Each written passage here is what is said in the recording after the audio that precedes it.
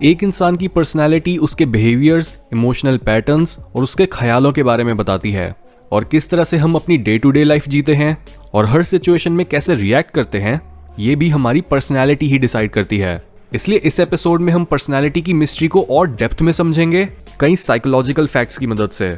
Number 1, personality changes with age. हमारी personality हमारी biology से बहुत ज्यादा इन्फ्लुएंस्ड होती है, और जैसे जैसे हमारे अंदर बायोलॉजिकल चेंजेस आते हैं वैसे वैसे ही उसका असर हमारी पर्सनैलिटी और हमारे बिहेवियर में दिखने लगता है। जब हम यंग होते हैं तब हम नेचुरली ज्यादा लेजी, लिबरल, न्यूरोटिक और डिसएग्रीएबल होते हैं, यानी हम उतना काम नहीं करते, लोगों से ढंग से बात नहीं करते, हमें एंजाइटी ज्यादा होती है और हम ज्यादा ओपन माइंडेड होते हैं। लेकिन जैसे जैसे हमारी एज बढ़ती है और हम दुनिया का एक्सपीरियंस इकट्ठा करने लगते हैं तब हम खुद ब खुद शांत, मेहनती, स्टेबल और डिसिप्लिन्ड बनने लगते हैं।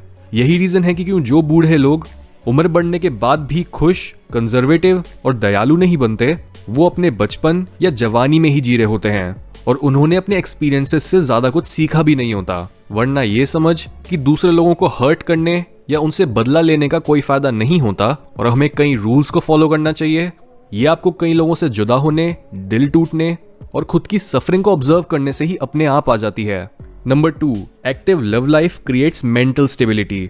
हम ये ऑलरेडी जानते हैं कि अच्छे रिलेशनशिप्स हमारी मेंटल हेल्थ के लिए कितने जरूरी होते हैं, जिस वजह से इसका हमारी पर्सनैलिटी पर भी बहुत गहरा प्रभाव पड़ता है। क्योंकि ये देखा गया है कि जो लोग बचपन से ही चिड़चिड़े या फिर चिंता करने वाले होते हैं, वो भी जब प्यार में होते हैं तब उनके दिमाग में मौजूद चिंता करने वाले हिस्से शांत हो जाते हैं। प्यार लोगों को उनकी पेसिमिस्टिक थिंकिंग से बाहर निकालता है और उनमें ज्यादा कॉन्फिडेंस और लाइफ के टुवर्ड्स ऑप्टिमिज्म लाता है। इसलिए अगर आप भी नेचुरली ज्यादा न्यूरोटिक हो और आपके लिए डिप्रेस्ड, एंग्शियस, इरिटेटेड और इनसिक्योर फील करना रोज की ही बात है, तो ये देखो कि क्या आपकी लाइफ में आपको सफिशिएंट लव मिल रहा है या नहीं। क्योंकि कई बार हमें ये याद दिलाने के लिए कि हम खुद को प्यार करने और रिस्पेक्ट करने के लायक हैं, हमें एक दूसरे इंसान से इस बात का प्रूफ चाहिए होता है। Number 3, there are 5 main personality types. इतिहास में साइंटिस्ट्स ने कई पर्सनैलिटी मॉडल्स बनाए और उन्हें फिर रियल लाइफ में यूज करने और लोगों को समझने के लिए टेस्ट करा। और ये डिबेट बहुत पुरानी है कि टोटल कितने पर्सनैलिटी टाइप्स एग्जिस्ट करते हैं। शुरुआती रिसर्चर्स जैसे गॉर्डन एल्पोर्ट ने सजेस्ट करा था कि टोटल 4000 अलग पर्सनैलिटी ट्रेट्स हैं, जबकि ब्रिटिश साइकोलॉजिस्ट रेमंड कैटल ने बोला था कि 16 पर्सनैलिटी टाइप्स हैं। लेकिन अब तक जिस पर्सनैलिटी मॉडल को सबसे सॉलिड और रिलायबल माना गया है वो है 5 फैक्टर पर्सनैलिटी मॉडल, जिसमें 5 मेन पर्सनैलिटी ट्रेट्स होते हैं, यानी ओपननेस जो जुड़ा है आपकी क्रिएटिविटी से, कॉन्शियसनेस जो है आपका डिसिप्लिन और मेहनत करने की कैपेसिटी, एक्स्ट्रावर्जन यानी आपको लोगों के बीच रहना कितना पसंद या फिर नापसंद है, अग्रीएबलनेस यानी आप कितने दयालु और लविंग हो, और न्यूरोटिसिज्म जो जुड़ा है आपकी इमोशनल स्टेबिलिटी से। हर इंसान की पर्सनैलिटी इन ट्रेट्स के अलग अलग तरह के कॉम्बिनेशन से मिलकर बनी होती है। Number 4, personalities are mostly stable. जहां एक हद तक पर्सनैलिटी एज के साथ खुद नेचुरली बदलती है, वहीं अगर आप ये चाहो कि आप खुद अपनी मर्जी से अपनी पर्सनैलिटी को मोड़ो तो ये काम बहुत मुश्किल होता है। पर्सनैलिटी पर बेस्ड लॉन्ग टर्म स्टडीज बताती हैं कि हमारी पर्सनैलिटी का एसेंस जो है वो हमारी पूरी जिंदगी स्टेबल रहता है। यानी अगर आप इंट्रोवर्टेड हो तो आप बहुत हाथ पैर मारकर प्रैक्टिस कर करके थोड़ा बहुत एक्सट्रोवर्जन तो डेवलप कर सकते हो, लेकिन दिन के आखिर में अगर आपसे ये पूछा जाए कि आपको लोगों के बीच रहना या फिर अकेले समय बिताना क्या ज्यादा अच्छा लगता है, तो चांसेस हैं कि आप दूसरे ऑप्शन को ही चूज करोगे, क्योंकि आप दिल से तो इंट्रोवर्टेड ही हो। जो चीज पॉसिबल है वो है अपने लाइफ एक्सपीरियंस को स्ट्रेच करना। अगर आप बहुत ज्यादा टेंशन लेते हो तो ये संभव है कि खुद पर काम करके और अपने दिमाग को सिर्फ पॉजिटिविटी फीड करके आप अपनी टेंशन से एक हद तक छुटकारा पा सकते हो। अभी तक पर्सनैलिटी को बदलने के लिए सिर्फ 2 तरीके ही सबसे ज्यादा इफेक्टिव पाए गए हैं। पहला है माइक्रो रूटीन्स बनाना और खुद को अपने प्रेजेंट पर्सनैलिटी ट्रेट के ऑपोजिट ट्रेट से एक्सपोज करना। यानी अगर आप एक एक्सट्रोवर्ट हो तो अकेले रहने की प्रैक्टिस करना, इंट्रोवर्ट हो तो सोशल होने की, अगर आप लेजी हो तो डिसिप्लिन बिल्ड करने के लिए रूटीन बनाना, और अगर आप बहुत ज्यादा नाइस हो तो खुद के अंदर की डार्कनेस को ढूंढना। और दूसरा तरीका है खुद को अपनी इस लिमिटेड आइडेंटिटी से डिटैच ही कर लेना, क्योंकि जो इंसान कॉन्शियसनेस के एक हायर लेवल पर पहुंचा है उसका यही कहना है कि हम अपनी पर्सनैलिटी सिर्फ तभी बदलने में असक्षम रहते हैं जब तक हम खुद को सिर्फ अपनी पर्सनैलिटी से ही आइडेंटिफाई करते हैं। अगर आप ये समझकर अपनी पर्सनैलिटी से थोड़ा डिटैच हो जाओ कि आप इंट्रोवर्ट, एक्सट्रोवर्ट या अग्रीएबल, डिसएग्रीएबल नहीं, बल्कि ये सब तो आपके मन में बिठाए गए थॉट्स हैं, तो इस अंडरस्टैंडिंग से आप सिर्फ अपनी पर्सनैलिटी को साइकोलॉजिकल लेवल पर ही नहीं, बल्कि आप बायोलॉजिकल लेवल पर जाकर भी उसे बदल सकते हो। इसलिए अपनी पर्सनैलिटी को मास्टर करने के लिए या तो अपने ऑपोजिट ट्रेट्स को प्रैक्टिस करो या फिर सीधा इस पर्सनैलिटी से अटैचमेंट ही तोड़ दो और खुद को हर सिचुएशन के अकॉर्डिंग अडेप्ट करने के लायक बना दो। Number 5, last born is usually leisure. हमारा बचपन हमारी पर्सनैलिटी को शेप करने में सबसे ज्यादा कंट्रीब्यूशन देता है।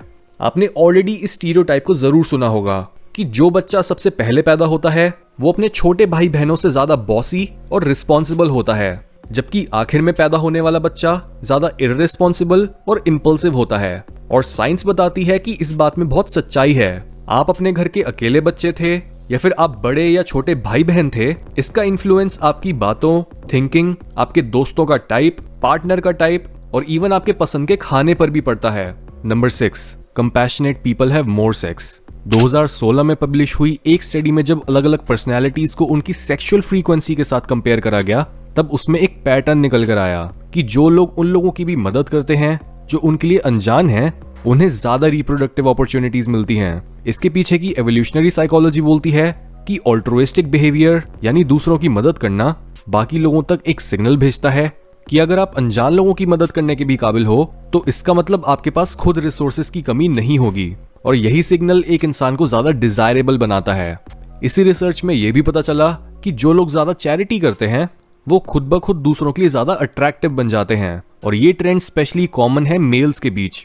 यानी अगर एक मेल ज्यादा चैरिटेबल है और वो दूसरों की मदद करता है तो चांसेस हैं कि उसकी पर्सनैलिटी का यही हिस्सा उसे ज्यादा डिजायरेबल बनाता है, जिस वजह से उसे ज्यादा सेक्सुअल अपॉर्चुनिटीज मिलती हैं।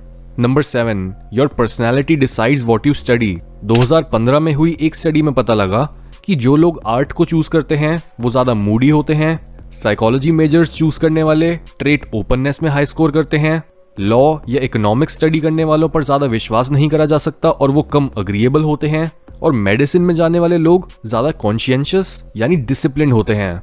यही रीजन है कि क्यों जो इंसान अपनी पर्सनैलिटी के अकॉर्डिंग अपना करियर चूज नहीं करता, उसे पढ़ने और काम करने में ज्यादा सेटिस्फैक्शन नहीं मिलती और वो अच्छी कमाई करने के बाद भी अंदर से एम्प्टी फील करता है। Number 8, your personality influences your political views. ये फैक्ट आपके लिए शॉकिंग नहीं होना चाहिए, क्योंकि जहां हमारी पर्सनैलिटी हमारी थिंकिंग को इन्फ्लुएंस करती है, वहीं ये ऑब्वियस है कि उसका असर इस बात पर भी जरूर पड़ेगा कि हम पॉलिटिकली किस साइड या पार्टी को सपोर्ट करते हैं। यूनिवर्सिटी ऑफ टोरंटो में हुई एक स्टडी बताती है कि जो लोग खुद को कंजर्वेटिव बोलते हैं वो यूजुअली पर्सनालिटी ट्रेट कॉन्शियंशियसनेस में हाई स्कोर करते हैं, और जो लोग खुद को लिबरल बोलते हैं वो ओपननेस और अग्रीएबलनेस में हाई स्कोर करते हैं। इसी वजह से कंजर्वेटिव लोग हमेशा ज्यादा ऑर्डरली होते हैं, लेकिन लिबरल लोग क्रिएटिव, और जिन लोगों की पर्सनालिटी काफी बैलेंस्ड होती है यानी वो कॉन्शियंशियस भी होते हैं, क्रिएटिव भी और अग्रीएबल भी, वो पॉलिटिकल स्पेक्ट्रम के सेंटर के आसपास होते हैं। ये अंडरस्टैंडिंग बहुत जरूरी है हमें ये समझाने में कि जो इंसान पॉलिटिकली आपसे अग्री नहीं करता उसका मतलब ये नहीं है कि वो बेवकूफ है, बल्कि वो आपसे अलग इसलिए सोचता है जस्ट बिकॉज उसकी पर्सनैलिटी अलग है, और उसकी पर्सनैलिटी अलग इसलिए है क्योंकि उसके जीन्स अलग हैं और वो एक यूनिक हालात में पला बड़ा है। जिस तरह से हर पर्सनैलिटी ट्रेट किसी न किसी पर्पस को सर्व करने के लिए इवॉल्व हुआ होता है और हम उन्हें अच्छा या बुरा नहीं बोल सकते, वैसे ही पॉलिटिक्स होती है। आप चाहे एक पार्टी की पॉलिसीज या उनके व्यूज से अग्री करो या ना करो, लेकिन उनका ओपिनियन दुनिया में बैलेंस बनाए रखने के लिए बहुत जरूरी है।